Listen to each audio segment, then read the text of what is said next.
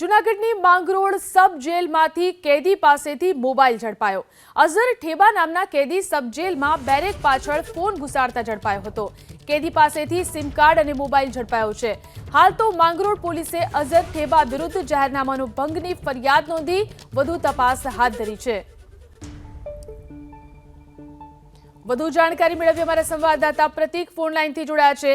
જી પ્રતીક, કેવી રીતે આ વ્યક્તિ પાસેથી મોબાઈલ અને સિમ કાર્ડ ઝડપાયું છે, શું કાર્યવાહી? બિલકુલ, જૂનાગઢ જિલ્લાના માંગરોળનો બનાવ છે। માંગરોળની જે સબ જેલ આવેલી છે ત્યાંથી આ બનાવ પ્રકાશમાં આવ્યો છે। કેદી પાસેથી મોબાઈલ હારે સિમ કાર્ડ પણ પ્રાપ્ત થયું છે। જ્યારે કેદી તેની સબ જેલમાં બેરેક પાછળ મોબાઈલ ઘુસાડતો હોવાની જાણકારી મળતા તે ઝડપાઈ ગયો હતો। હારે સિમ કાર્ડ પણ જપ્ત કરાયું છે અને હાલ માંગરોળ પોલીસે આ કેદી વિરુદ્ધ કાયદેસરનો જાહેરનામાનો ગુનો ભંગની ફરિયાદ નોંધી આગળની કાર્યવાહી હાથ ધરી છે।